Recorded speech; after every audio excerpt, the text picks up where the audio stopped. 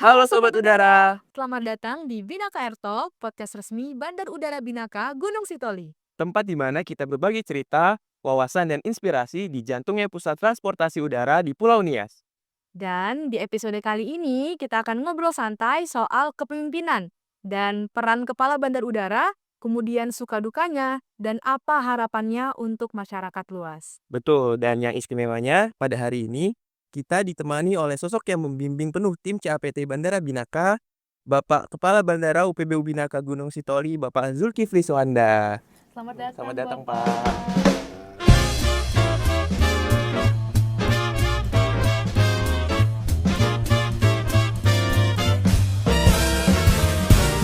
Bapak, untuk mengawali podcast kita pada kali ini, kita mundur sedikit ke belakang.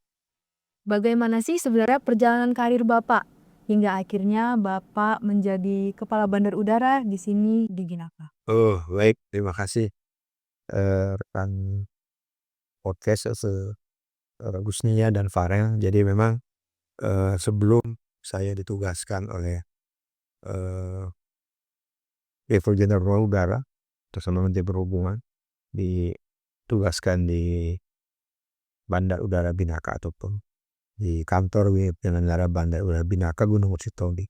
Jadi saya sebelumnya adalah, menjabat di pusat di Direktorat Jenderal Perhubungan Udara di Direktorat Navigasi Penerbangan, yaitu di Subdit Personil Navigasi Penerbangan, kemudian di Subdit Pengawasan dan Data Keselamatan Navigasi Penerbangan. Jadi sudah banyak makan asam garam lah. Memang sebelum saya di regulator, saya pun pernah di operator ya. Ya ini sekarang kembali lagi ke operator gitu. Jadi sebelum saya di operator gitu kan. Di operator, kemudian saya di regulator, kemudian saya di regulator kembali di kantor Otoritas Bandar Udara Wilayah 6 Padang. Nah, setelah itu saya kembali ke regulator sebetulnya ya, Balai Teknik Penerbangan. Nah, setelah Balai Teknik Penerbangan kembali ke Direktorat Bandar Udara, pernah menjadi selaku kepala seksi program dan utilitas program bandar udara. Kemudian baru saya dimutasi ke Direktorat Navigasi Penerbangan, tepatnya di Subdit Pengawasan dan Data Keselamatan Navigasi Penerbangan selaku kepala seksi pengawasan. Bagaimana sih peran Bandara Binaka itu bagi keekonomian dan pariwisata sendiri di Pulau Nias ini, Pak? Jelas ya, Bandar Udara Binaka adalah pintu gerbang ya, pintu gerbang bagi masuknya wisatawan domestik maupun wisatawan internasional untuk menuju ke Kepulauan Nias. Ya, karena memang di Kepulauan Nias itu ada pantai, ada beberapa pantai yang memang bagus untuk dikunjungi ya, baik turis asing maupun turis domestik. Kemudian juga adanya lokasi pantai ya, lokasi pantai yang dijadikan untuk surfing bagi para pelancong dari mancanegara karena memang lautnya indah, ombaknya juga indah. Nah, tentunya ini pun berdampak bagi peningkatan perekonomian masyarakat ya. Tentunya adanya dari sisi transportasi, otomatis adanya penambahan transportasi dari travel maupun yang kendaraan non travel untuk menuju ke lokasi pariwisata. Kemudian juga tentunya menaikkan taraf hidup masyarakat Kepulauan Nias khususnya mungkin di Nias Selatan ataupun di Nias Utara terkait dengan lokasi pariwisata yang memang bisa menambah perekonomian. Tentunya adanya transaksi katakanlah sewa hotel, penginapan, kemudian juga tentunya juga kuliner di sana ya bisa. Jadi teman-teman turis ini bisa menikmati kuliner, tentunya makanan khas di Nias gitu ya. Mungkin itu tentunya berdampak bagi peningkatan ekonomi masyarakat. Nah, bagi masyarakat awam kan nih ya Pak, mereka kan melihat bandar udara ini identiknya dengan pelayanan penumpang. Nah, menurut Bapak apa saja sih Pak prioritas yang harus kita utamakan sebagai bandar udara Binaka ini untuk meningkatkan kenyamanan dan keselamatan? Tentunya dari sisi pelayanan kita ya, kita untuk meningkatkan pelayanan masyarakat, layanan kita di bandar udara adalah tentunya dengan sisi fasilitas kita di terminal, di ruang tunggu ya. Di ruang tunggu misalnya kita pastikan bahwa alat pendingin kita ya sudah sesuai dengan yang diatur di dalam regulasi ya, kemudian ruangan berapa, kemudian kebersihan daripada toilet ya, di keberangkatan maupun di kedatangan tentunya, kemudian peralatan baggage handling kita ya, kemudian di check-in counter kita, pokoknya intinya semua fasilitas yang ada di Bandara Udara Binaka Gunung Sitoli khususnya itu memang harus kita siapkan, harus kita tingkatkan, jangan sampai ada keluhan dari masyarakat. Bagaimanapun kita harus memberikan layanan prima tadi yang tadi saya sampaikan, gitu ya Pak. Bicara tentang layanan prima dan fasilitas yang ada di Bandara Binaka, ada nggak sih inovasi dan peningkatan layanan untuk kedepannya seperti itu Pak?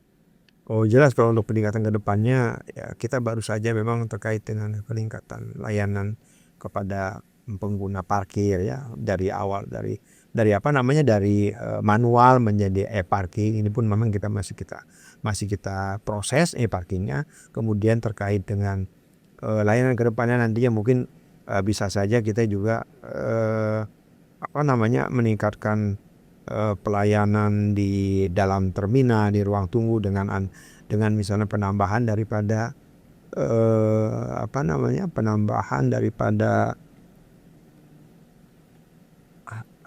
penambahan misalnya Mungkin rute penerbangan Pak atau misalnya penambahan rute penerbangan ya. Ini pun baru-baru ini kita sudah membuka terkait dengan rute baru dari Gunung Sitoli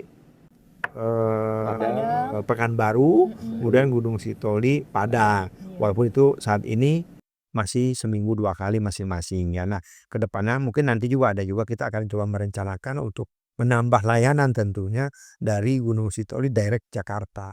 Ini sedang kita proses terus dan kita progres, walaupun ini belum tercapai, belum memenuhi, tapi ini insya Allah mungkin ke depan dalam beberapa bulan ini kita akan coba lagi untuk koordinasi dengan maskapai untuk membuka jalur baru lah.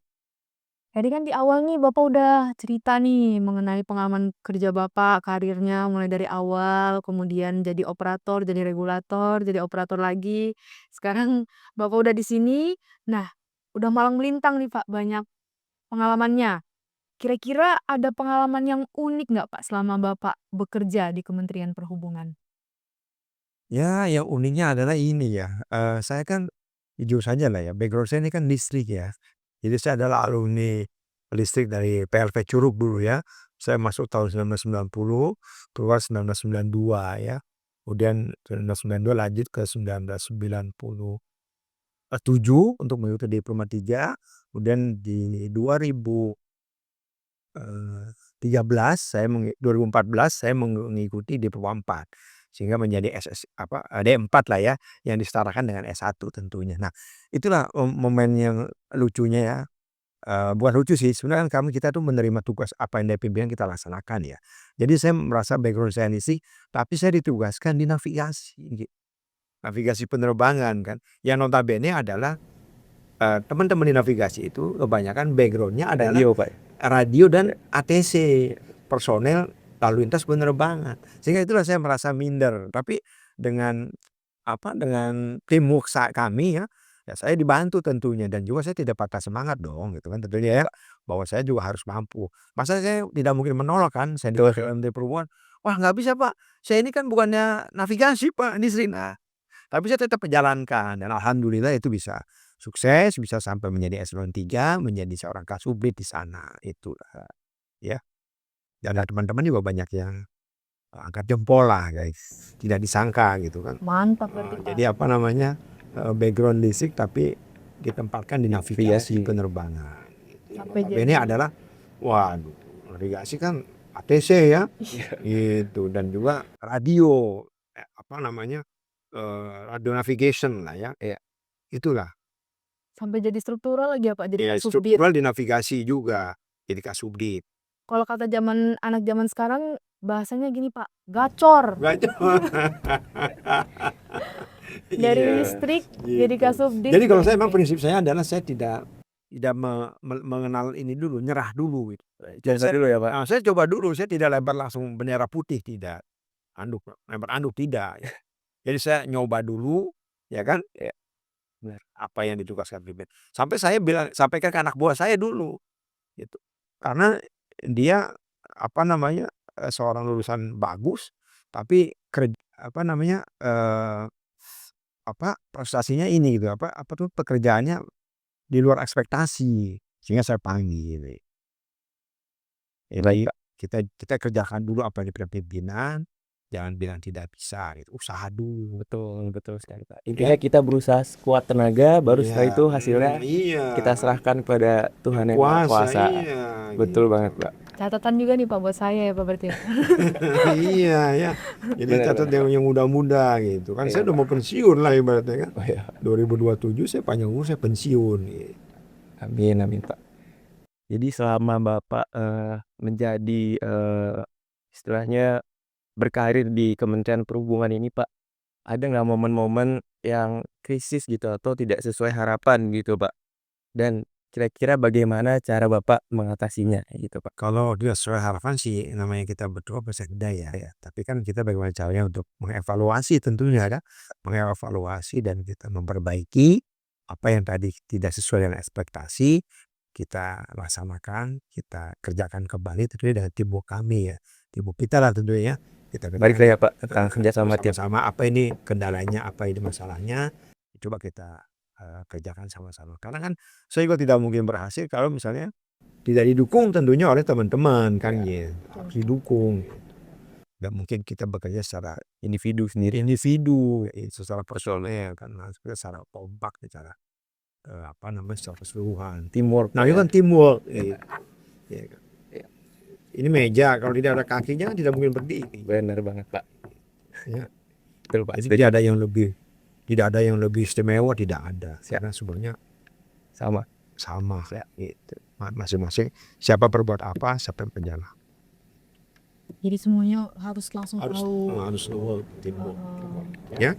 Wah, untuk pembahasannya menarik banget nih, Pak. Tadi Bapak sempat menyinggung bahwa Bapak pengen ada rute baru nih, dan juga Bapak ingin menambah tipe pesawat, khususnya narrow body untuk tujuan dari Gunung Sitoli langsung direct ke Cengkareng. Nah, khususnya untuk orang seperti saya nih, Pak, yang asli Tangerang, tentunya sangat berharap sekali dong dengan kehadiran pesawat narrow body khususnya yang langsung direct Gunung Sitoli ke Cengkareng, PP, seperti itu, Pak.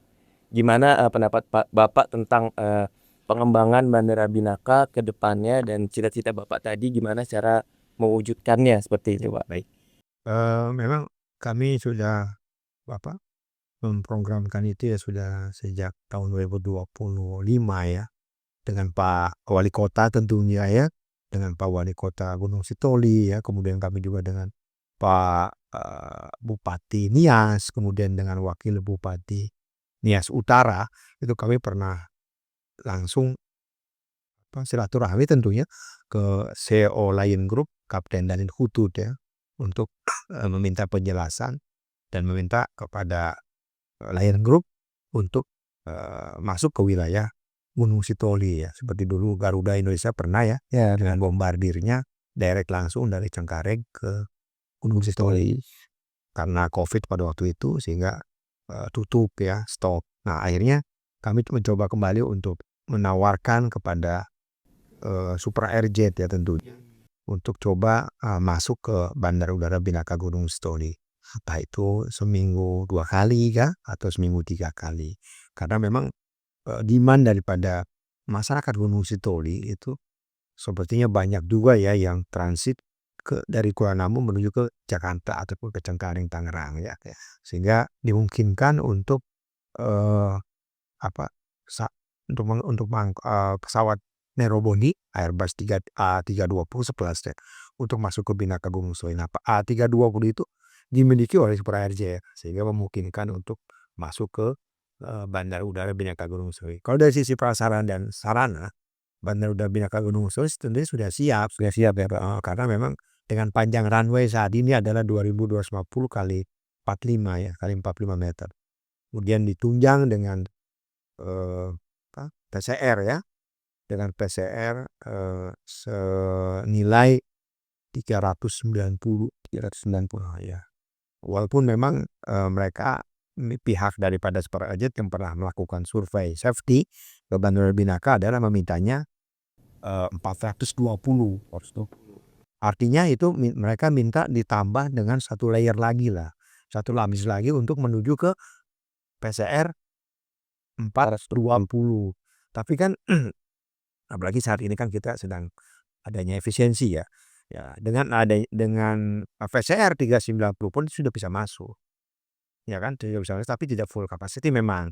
Dan memang pihak super agent minta one way itu adalah 280. Itu sudah terpenuhi lah 280 ya PP ya.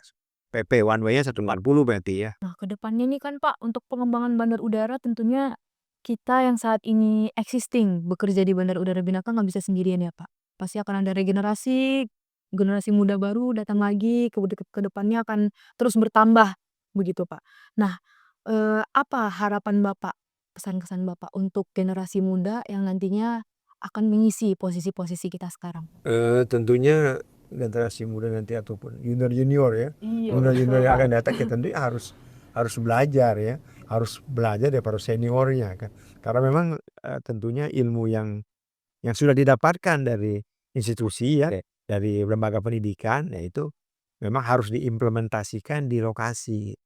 Dan juga jujur aja saya pun apa-apa yang dapat dari Curug memang ya ini jujur aja, saya taunya bisa tuh di lapangan. Oh ternyata seperti ini gitu loh. Karena pada waktu kita di sekolah di Curug ya, kita hanya mendapatkan praktek dan teori gitu. Nah, diimplementasikan di lokasi kerja. Nah, sehingga itulah bagaimana kita berinteraksi dengan lokasi, bagaimana kita berinteraksi dengan teman-teman di lokasi yang sudah senior gitu. Belajar dari para senior seperti apa. Tentunya juga jangan lupa untuk mempelajari regulasi yang memang berkembang cepat kan Update terus ya Pak, regulasi terbaru. update regulasi betul. Jadi update regulasi itu memang harus dilakukan, apalagi anak-anak muda sekarang. Gila ya. Internetnya lebih Ya terbuka kan? luas ya Pak. Gadgetnya juga hebat. Canggih ya Pak. Beda dengan generasi kami dulu kan. Gitu. Gitu ya. Berarti belajar yang tidak pernah berhenti ya Pak. Iya, Never stop learning. Terus. Harus belajar terus dan Belajar terus belajar. Baik. Karena generasi muda ini kan pengganti daripada kami yang sudah senior. Ya, akan Tonggak estafet ya Pak. estafet gitu ya. Di tangan kalian lah yang masih muda-muda gitu. Gitu ya. Oh, terus saya boleh nanya ya? Boleh Pak. Nah, apa Wah, setelah saya nih diundang sebagai narasumber di podcast Garina, mungkin teman-teman CAPT mungkin ada rencana untuk mengundang narasumber lainnya dari stakeholder kita. Bisa saja kan krunya Lion, krunya Wings untuk ditanya bisa bagaimana pengalaman kapten misalnya terbang ke Binaka dari Kuala Namu misalnya. itu menarik juga tuh Pak. Nanti kita agendakan lah Pak setelahnya nih. Ya. Udah yang ada stakeholder di sini lah. Siap. Bisa saja nanti mengundang kepala cabang pembantu Perum LPPNPI, Siap. Gunung Sitoli ya. Kemudian mungkin kepala DPPU Gunung Sitoli ya, bagaimana mendistribusikan Bahan bakar minyak. fuel ya untuk mendistribusikan kepada pesawat-pesawat yang landing, yang akan take off. BMKG juga Apakah menarik. kendala BMKG juga itu sebagai mitra kita ya, bagaimana menginformasikan pesawat yang akan berangkat ya kan, bagaimana update cuaca 2 hari ke depan Iya betul Pak. ya, karena kan tadi kita kan daerah kepulauan gitu yang cepat sekali berubah iklim ya Pak ya. berubah iklim gitu, tiba-tiba hujan panas gitu. Kayak hari ini Pak. Kan tadi pagi panas banget kita apel ya Pak. Ini udah hujan sekarang. Ya, jadi gitu. Nah Pak, untuk mengakhiri podcast pada hari ini Pak, Bapak selaku Kepala Kantor UPBU Binaka Gunung Sitoli, ada nggak sih pesan dan kesan untuk masyarakat penonton setia kita podcast Binaka ini? Kira-kira ada nggak Pak kata-katanya? Oh, pesan saya adalah untuk teman-teman ataupun orang yang menyaksikan podcast kita ini adalah ya dilihat bahwa dan dicermati bahwa itulah kondisi existing daripada Binaka saat ini ya. Betul. Dari sisi fasilitas, dari sisi pelayanan ya, dari sisi airline yang masuk, gitu ya. Dari sisi tentunya ya dari sisi airline yang masuk, pelayanannya, karena ini juga kan merupakan suatu informasi ya, bagi para calon pengguna jasa transportasi udara untuk mengetahui jam keberangkatan misalnya, kemudian pesawat apa yang masuk hari ini, tujuan kemana itu. Intinya selain memang informasi yang ada di Bandara Udara Binaka seperti misalnya FIDS ya, Flight Information Display System. Nah itu kita juga bisa menggunakan kanal-kanal mungkin semacam podcast dan lainnya. Sehingga ini pun berguna untuk berguna bagi calon penumpang yang akan berangkat keluar menuju Binaka, menuju daerah dari luar Gunung Sitoli. Ya. Siap Pak. Jadi kami mengucapkan terima kasih Pak atas Makasih, Pak. perkenannya. Sama jangan lupa nanti setelah ini mungkin nanti Pak. diundang yang stakeholder yang lainnya ya, Siap, Pak. agar mereka pun nanti bisa menyampaikan apa yang Betul sekali. unek-unek mereka ataupun apa yang bisa menyampaikan terkait dengan kondisi pengalaman mereka selama bekerja ini atau berada di Gunung Sitoli. Mungkin itu. Terima kasih saya juga mengucapkan kepada tim CAPT. Siapa? Saya sudah diundang Siap. untuk menjadi salah satu narasumber karena baru sempat sekarang.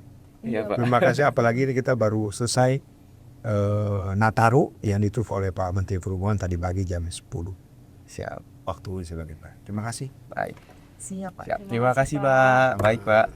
Dan buat kamu yang sedang mendengarkan, pastikan terus ikuti kami di episode-episode berikutnya. Dengarkan cerita dari darat yang menjaga keselamatan di udara.